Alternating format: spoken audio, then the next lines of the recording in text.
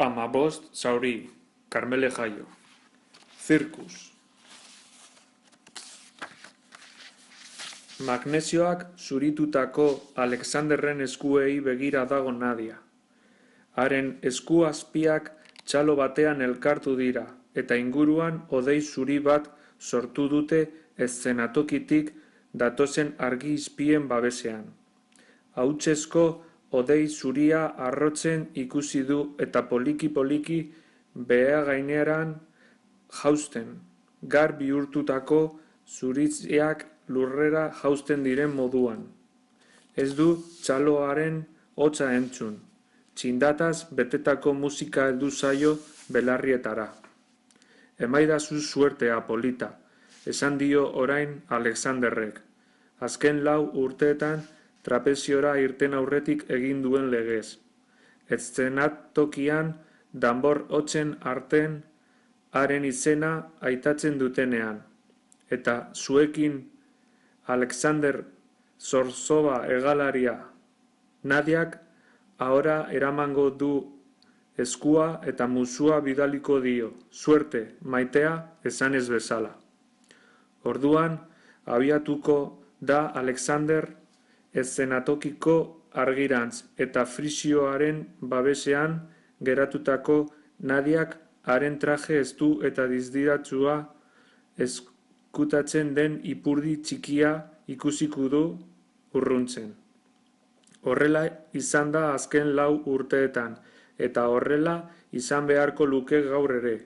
Orain dela 6 hilabete Lady Anna gurpil bakarreko bizikleten erregina zirkuan sartu ez balitz. Dena aldatu da Nadiarentzat, emakume eder hori zirkuan sartu denetik, eta gaur konturatuko da Alexander gauzak galdatu egin direla. Arratsaldean Nadiaren musurik gabe abiatuko delako eszenatokira.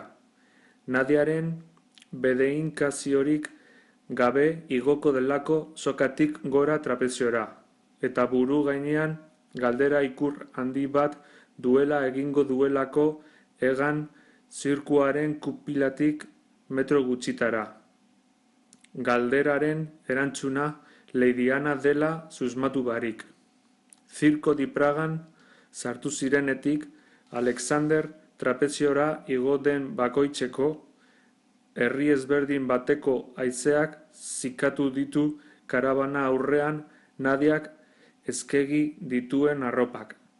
Eta Alexanderren eskuek sortu duten magnesioko hodei bakoitzeko gogoratu du Nadiak suertea opatu zion estreinako eguna.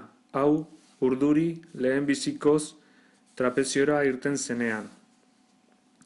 Haren esku zurien txalo bakoitzarekin batera oroitu da nola sartu ziren biak zirkuan, distiraren bila, beraien jatoierriko kolore apal eta grisetik iesi. Eta orain, 4 urteren ondoren, Alexanderren eskuei begira dago Nadia eta une batez argazki bilduma bati begira balego bezala. Zirkuan bizitako urteetako hainbat irudi eta aurpegi etorri zaizkio burura. Zarko biboteduna, zirkuko nagusi eta aurkezlea. Valerian eta Bartolomiej, Fortinelli pailazoak, Igor Andrien, magoa, Kristof Ausarta, tigreen hezitzailea. Udako afalondoetan karabanetatik kanpo irten zituzten solasaldiak gogoratu ditu. Zu txikian egin berria den kafearen usaina etorri zaio. Eta herri ezberdinetako zeruko izarren dizdira ikusitu. Barreak entzun ditu urrunean, barre algarak gaueko haize epelean dantzan. Baina dena aldatu da Lady Annaren etorrerarekin. Oraindik barreak entzuten ditu afalondoetan, baina besteenak izaten dira beti, eta barre guztien gainetik berak bat entzuten du, Alexanderrena.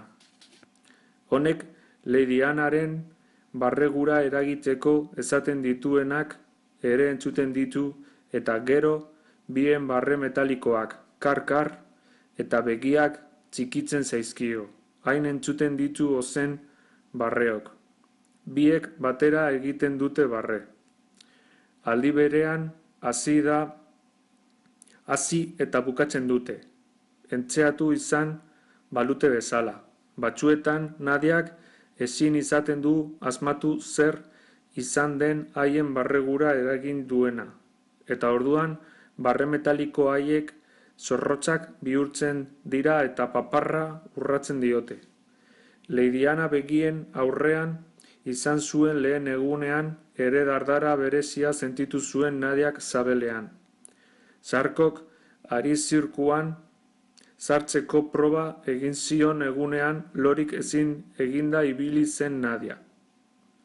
Eta gauerdian karabanatik irtenda emakume eder hark Zarkoren ezetza jaso zezala erregutu zion zeruan, dardar egiten zuen izar bati, handienari, baina Zarkok ez zion bere bibote handiari buelta asko eman behar izan erabakia hartzeko eta haren abileziaz gain, haren edertasunak ere ikusle ugari erakarriko zituela pentsatuz. Hurrengo egunean bertan eman zion baietza. Leidiana zirkuan sartu denetik Alexanderri galdera arraroak egin hasi zaio Nadia karabana barruan bakarrik gelditzen direnean, eta emanaldi egunetan Leidianaren ikuskizuna hasten denean. Eszenatokira begiratu beharrean Alexanderren begiei zo geratzen da Nadia. Begi haietan zerbait eskututa bilatuko balu bezala. Atsegin keinu bat, zerbait. Hain da ederra Leidiana. Ederra benetan, pentsatu du gaur eguerdian Nadiak. Bazkaria prestatzeari utzi eta karabanatik irten denean karpa barrura joateko asmoarekin. Arratsaldeko ekitaldirako saioa egiten ari den Alexanderren bila abiatu da besteetan legez karabanan gelditu beharrenean. Eta ez daki ziur zergatik atera den horrela, korrika batean, norbaitek urgentziaz agindu izan balio bezala. Bazkaria prestatzen zegoela, Alexander entrenatzen edo beste zerbaitetan dabilen pentsatzean. Begien arteko zainetik odola irakitzen sentitu du, zu gaineko lapikoko sopak bezala irakitzen, eta bihotzaren taupadak sentitu ditu kolpeka. Zua amatatzeko denbora izan du bakarrik eta amantala jantzita atera da karabanatik.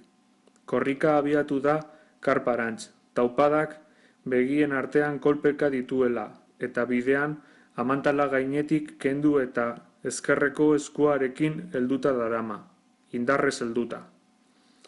Bortizki gelditu da karpako plastikozko gortina lodien aurrean. Kristalezko pareta baten kontra tuputz egin izan balu bezala. Ez du zaratarik egin nahi sartzean. Geldi-geldirik sartu nahi du eta Alexander benetan zertan dabilen ikusi.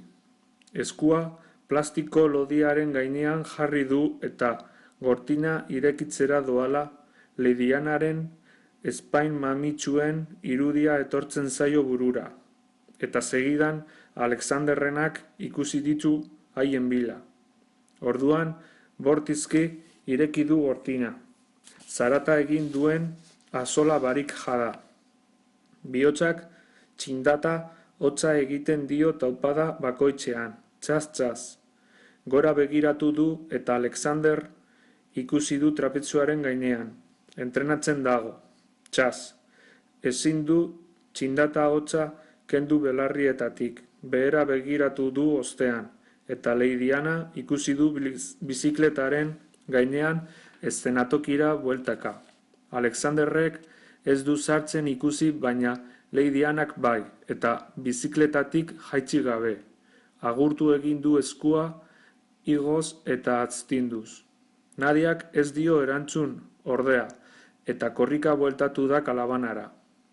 Bidean negarrak irten dio eta amantalarekin zikatu ditu malkoak, baina laster eutsi dio negargurari eta Alexander bazkaltzera bueltatu denerako bere aurpegiak ez du negar arrastorik ageri. Aho inguruko gogortasuna baina negarrik ez. Min egiten diote mazailezurrek, hain ez du itxia ahoa.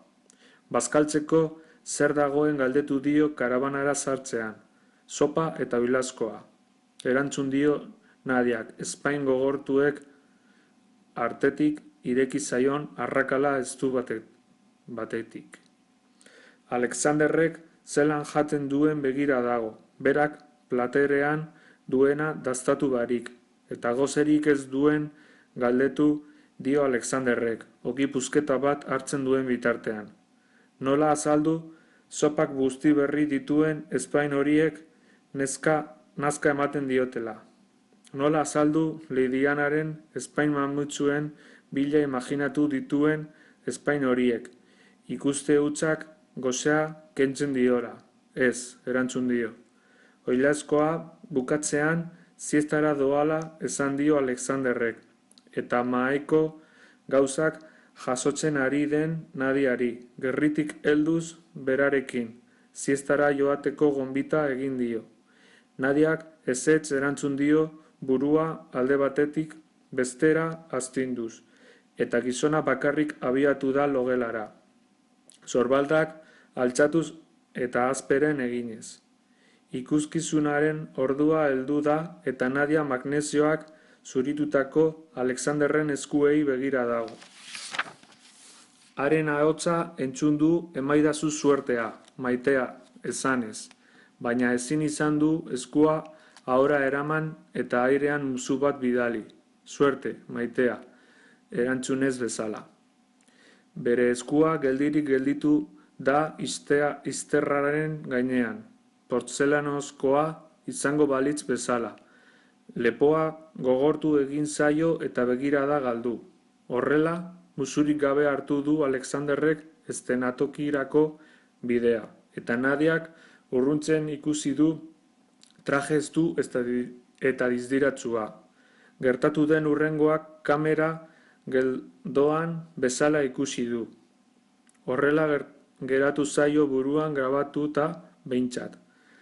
Argira irten aurretik frisioak beroketak egiten dagoen Lady Annaren aurretik igaro da Alexander, eta emakumeak suerte esan dio. Kamera geldoan ikusi ditu Nadiak, ezpain haiek suerte esanez. Eskerrik asko, Ana. Erantzun dio honek, irribarrea erakutsiz. Ana, ez dio Lady Anna esan. Zirkuan denek esaten dioten moduan, Ana esan dio.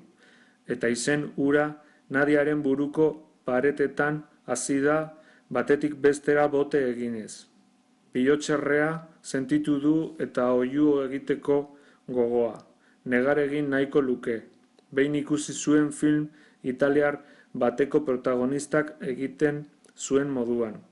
Intxigri zaratzua bota nahiko luke. Haienez, batea eta ileari tira egin. Gustatuko litzaioke, baina ezin du. Lepoa tente duela geldirik geratu da, arrizko azala balu bezala. Txindataz betetako musika gelditu egin da Alexander zirkuko zerua atera denean. Danborren dardara entzun da bakarrik. Danborrak gero eta azkarrago doaz, gero eta azkarrago eta txaz. Txindataren hotsarekin batean ikusleen txaloak entzun ditu. 6 hilabete ibili da arrastro baten bila, seinale baten bila, eta gaur azkenean aurkitu du. Ana deutu dio. Eta berak entzun du. Eta inozoak pentsatuko du berak ez dakiela ezer, baina dena daki. Eta oraintxe bertan esango dio airean dabilen gezurtiari entzun duela. Ana deitu diola. Eta berak entzun duela. Ondo entzun duela berak. Bat-batean, harrizko azala apurtu egin zaio. Barreak barru-barrutik egin dio eztanda eta gorputzean zuen aire guztia bota du barre algara batean. Eszenatokirako bidea hartu du. Itzalpetik argira egin du salto. Inozoa, pentsatu du, gezurtia. Eta ikusleen zurrumurruak danbor hotzekin nahazten hasi direnean, danborrak ezustean gelditu dira. Orduan, hasi dira ikusleen garrasiak.